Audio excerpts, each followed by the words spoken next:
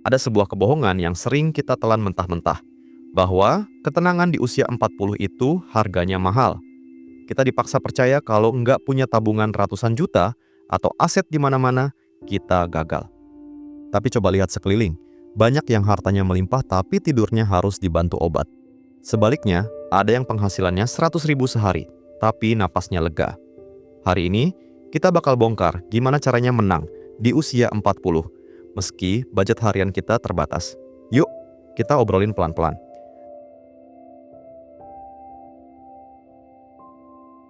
Di usia 40, energi kita bukan lagi sumber daya tak terbatas yang bisa dibagikan ke semua penjuru. Kalau penghasilan kita 100.000 sehari, yaitu realitas yang harus kita peluk erat-erat. Jangan pernah memaksakan diri menjadi pahlawan bagi kesulitan orang lain sementara dapur sendiri hampir tidak mengepul. Kita sering merasa bersalah jika tidak bisa meminjamkan uang atau memberi sumbangan besar, padahal menjaga stabilitas rumah tangga sendiri adalah ibadah yang paling utama sebelum menoleh keluar.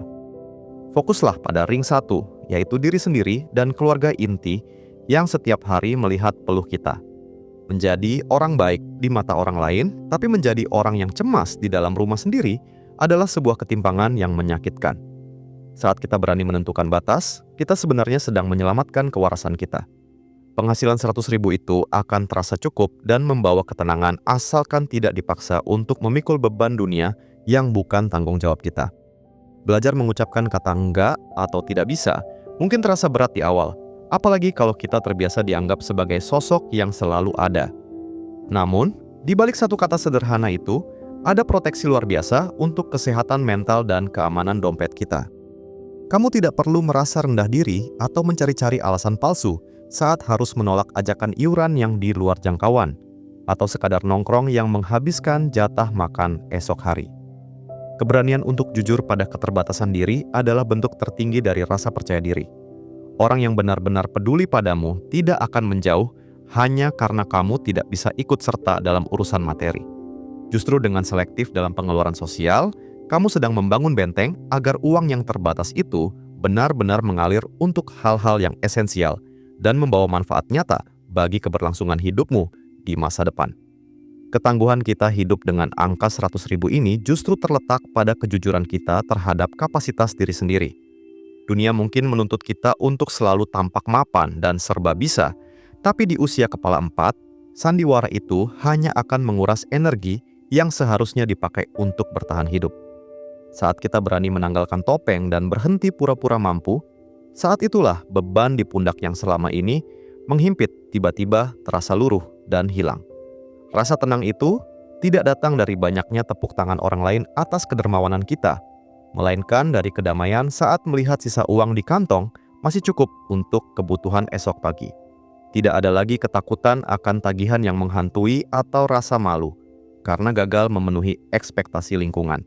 Menjadi jujur pada kondisi finansial adalah langkah awal untuk benar-benar menikmati hidup, karena pada akhirnya kenyamanan batin jauh lebih berharga daripada pengakuan palsu dari dunia luar.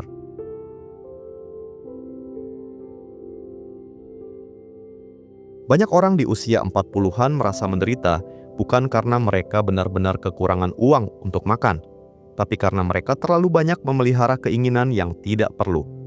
Dengan penghasilan 100.000 sehari, kita sebenarnya sedang diajak untuk belajar sebuah seni tingkat tinggi, seni merasa cukup. Kita akan menyadari bahwa kebahagiaan itu seringkali tidak memiliki label harga yang mahal, melainkan hadir dari momen-momen kecil yang sering kita abaikan karena terlalu sibuk mengejar kemewahan. Coba rasakan kembali nikmatnya seseruput kopi seduhan sendiri di teras rumah pada jam 6 pagi, saat udara masih bersih dan dunia belum terlalu bising. Rasanya tidak akan kalah nikmat dengan kopi bermerek di mall yang harganya setara dengan jatah makan kita sehari. Disinilah letak kemenangannya. Ketika kita mampu menciptakan surga kecil di rumah sendiri tanpa harus menguras kantong, kita telah berhasil memutus rantai ketergantungan pada standar bahagia versi orang lain. Menerapkan gaya hidup ini bukan berarti kita menjadi pelit atau menyiksa diri, melainkan menjadi lebih sadar dan berdaulat atas setiap rupiah yang kita keluarkan. Usia 40 adalah waktu yang paling tepat untuk secara resmi pensiun, dari keinginan menjadi budak tren atau sekadar ingin terlihat keren di mata tetangga. Kita mulai memahami bahwa setiap barang yang kita beli memiliki konsekuensi, biaya perawatan, dan ruang yang tersita, sehingga memilih untuk hidup sederhana adalah keputusan yang sangat logis. Perbedaan antara butuh dan lapar mata akan menjadi sangat jelas ketika kita memiliki anggaran yang terbatas. Kita tidak lagi mudah tergoda oleh diskon barang-barang yang sebenarnya hanya akan berakhir menjadi tumpukan sampah di sudut rumah. Dengan fokus pada apa yang benar-benar esensial, kita memberikan ruang bagi pikiran kita untuk lebih tenang dan tidak lagi dikejar-kejar oleh perasaan kurang yang tidak akan pernah ada habisnya.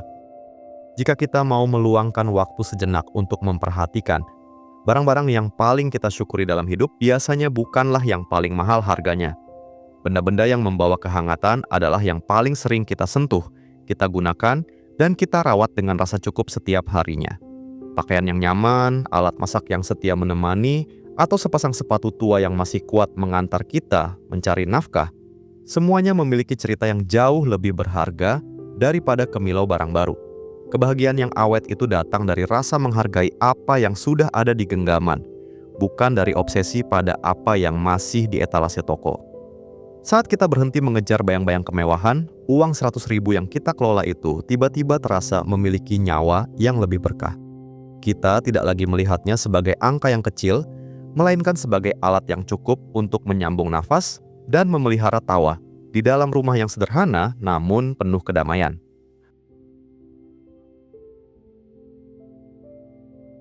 Penghasilan 100.000 sering kali terasa sesak bukan karena jumlahnya yang tidak cukup untuk membeli beras, melainkan karena kita masih terus membandingkannya dengan pencapaian teman lama di media sosial.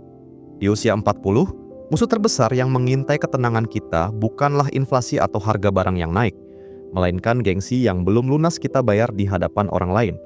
Kita sering merasa tertinggal hanya karena standar sukses kita masih memakai kacamata orang lain, yang hidupnya mungkin jauh berbeda. Masa lalu dan ambisi masa muda yang belum tercapai seringkali menjadi beban yang membuat langkah kita berat. Padahal, setiap orang punya garis start dan rintangan yang tidak sama, jadi membandingkan proses kita dengan hasil mereka adalah ketidakadilan bagi diri sendiri. Berdamai dengan kenyataan bahwa hari ini kita cukup dengan 100.000 adalah kemenangan mental yang luar biasa, karena di titik itulah kita berhenti berlari di lintasan yang salah. Kalau kita masih sibuk memikirkan apa kata orang tentang motor tua yang kita kendarai atau rumah sederhana yang belum sempat direnovasi, uang berapapun tidak akan pernah cukup untuk membeli ketenangan.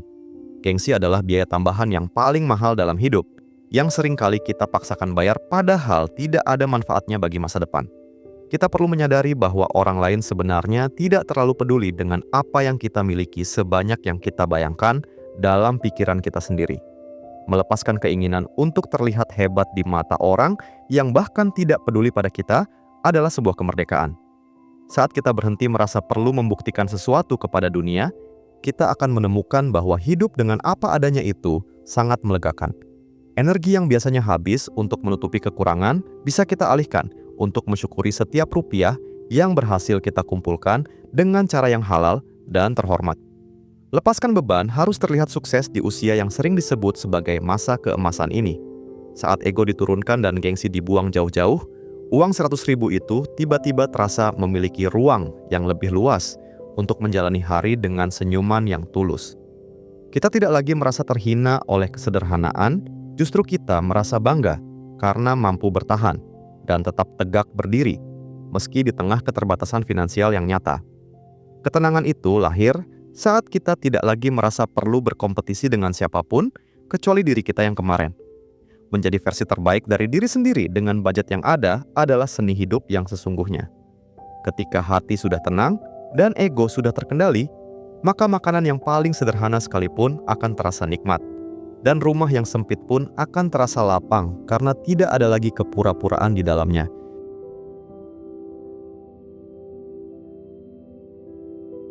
Menghadapi usia 40 dengan penghasilan 100.000 sehari menuntut kita untuk menjadi sangat realistis.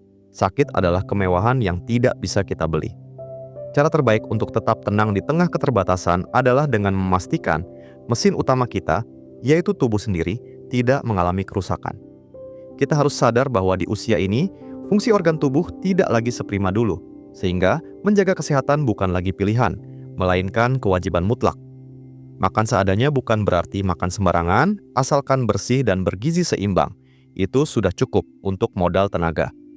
Ditambah dengan rutin menggerakkan badan setiap pagi, kita sebenarnya sedang membangun benteng pertahanan agar tidak perlu mengeluarkan biaya besar nantinya. Dengan tubuh yang bugar, kita tetap bisa produktif mencari nafkah tanpa harus dibayangi ketakutan akan tagihan pengobatan yang bisa melahap habis tabungan kita. Investasi terbaikmu saat ini bukanlah di lembaran saham atau aset properti yang jauh di angan-angan, melainkan ada di dalam piring makanmu setiap hari. Mengurangi gorengan, membatasi gula, dan memperbanyak minum air putih adalah langkah konkret yang jauh lebih murah daripada membayar tagihan rumah sakit di masa depan.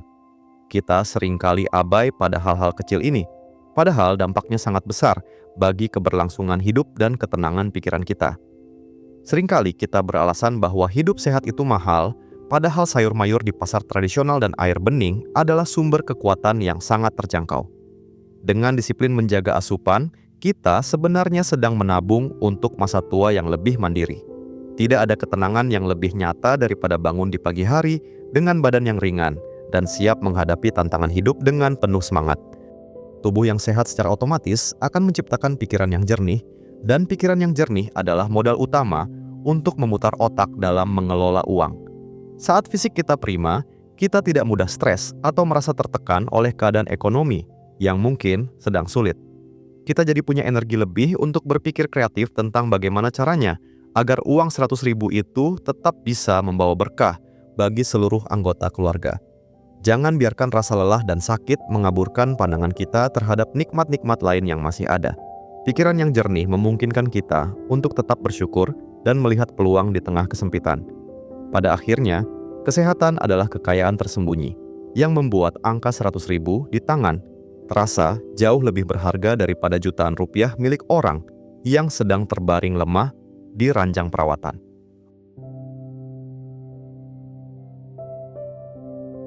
Uang 100.000 itu, kalau tidak dijaga ketat, bakal lari tanpa jejak. Hilang begitu saja untuk hal-hal kecil yang tidak terasa.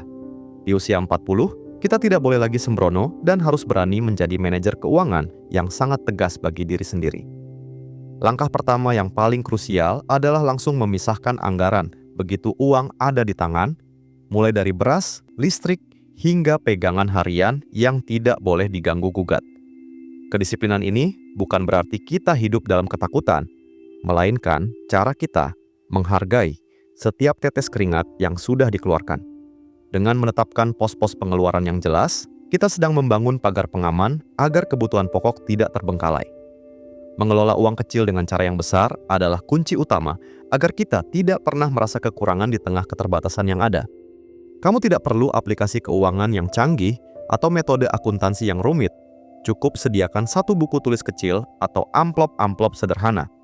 Begitu kita mencatat kemana perginya setiap rupiah, rasa cemas yang sering muncul karena tidak tahu uang habis kemana, itu akan perlahan menghilang. Pencatatan ini memberikan kita kendali penuh atas hidup kita sendiri, sehingga kita tidak lagi didikte oleh keinginan sesaat yang merusak rencana. Melihat angka-angka yang tertulis dengan rapi akan memberikan ketenangan batin karena kita tahu persis posisi keuangan kita saat ini. Tidak ada lagi kejutan buruk di akhir bulan yang membuat kita harus memutar otak mencari pinjaman.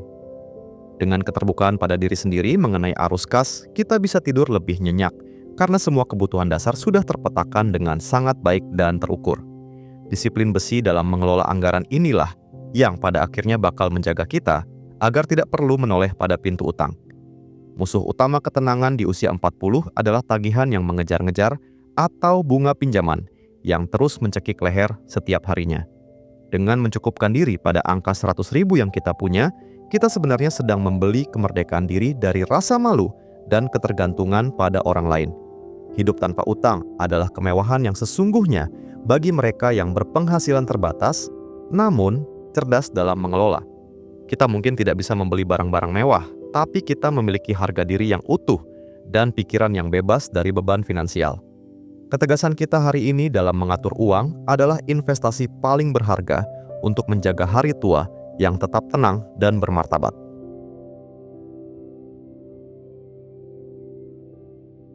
Siapa bilang bahagia itu harus selalu identik dengan tiket bioskop yang mahal atau liburan jauh keluar kota yang menguras tabungan? Di usia 40, saatnya kita menemukan kembali keajaiban dalam hal-hal sederhana yang seringkali tidak membutuhkan biaya sama sekali. Kebahagiaan sejati seringkali bersembunyi di balik jalan kaki sore di taman dekat rumah, mengobrol santai dengan pasangan tanpa gangguan ponsel, atau sekadar mendengarkan radio tua yang memutar lagu kenangan. Hiburan terbaik adalah hiburan yang tidak menyisakan penyesalan atau rasa cemas saat melihat saldo di dompet setelahnya. Kita perlu melatih mata dan hati kita untuk melihat keindahan pada rutinitas harian yang selama ini dianggap biasa saja. Dengan mengubah sudut pandang, aktivitas sederhana seperti menyiram tanaman atau melihat matahari terbenam bisa menjadi terapi mental yang jauh lebih menyembuhkan daripada kemewahan yang dipaksakan. Alam semesta ini sebenarnya sudah menyediakan begitu banyak fasilitas gratis untuk kita nikmati setiap hari tanpa perlu berlangganan. Udara pagi yang segar saat kita bangun tidur atau sapaan hangat dari tetangga saat kita berjalan ke warung adalah kemewahan yang tidak bisa dibeli dengan uang. Sering-seringlah terhubung kembali dengan hal-hal yang tidak meminta kita untuk menggesek kartu debit atau membuka aplikasi dompet digital. Menikmati apa yang sudah tersedia di alam bukan hanya soal menghemat uang, tapi soal menghargai pemberian Tuhan yang tak ternilai harganya. Saat kita mulai terbiasa mencari hiburan dari alam dan interaksi sosial yang tulus, ketergantungan kita pada konsumerisme akan perlahan berkurang. Kita akan merasa jauh lebih kaya dan merdeka karena sumber kebahagiaan kita tidak lagi ditentukan oleh seberapa besar saldo yang kita miliki. Ketenangan itu sejatinya datang dari kedalaman rasa syukur kita terhadap momen saat ini, bukan dari panjangnya strak belanja di akhir pekan. Kalau kita sudah bisa menemukan sisi lucu atau komedi dalam obrolan hangat di warung kopi bersama teman lama, sebenarnya kita sudah lebih kaya dari banyak orang yang duduk di restoran mewah, namun saling diam. Bahagia itu sederhana, hanya saja gengsi kita seringkali membuatnya menjadi terlihat rumit dan mahal. Jangan biarkan standar hiburan orang lain merusak definisi bahagia yang kamu miliki di dalam rumah sendiri. Dengan budget 100.000 sehari, kita tetap berhak untuk tertawa lepas dan menikmati hidup dengan cara yang paling jujur. Pada akhirnya, memori indah yang akan kita bawa sampai tua bukanlah tentang barang apa yang kita beli, melainkan tentang seberapa sering kita merasa cukup dan bahagia dengan apa yang ada di hadapan kita.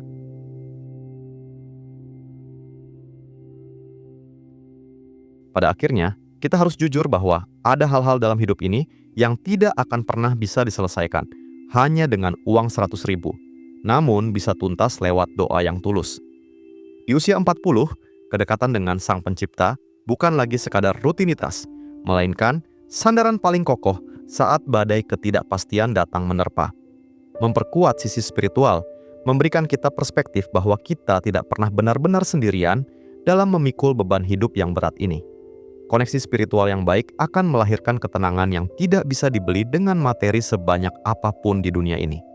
Saat kita mulai menyediakan waktu untuk bersimpuh dan mengadu, hati yang tadinya sempit karena urusan duniawi perlahan akan terasa lebih lapang.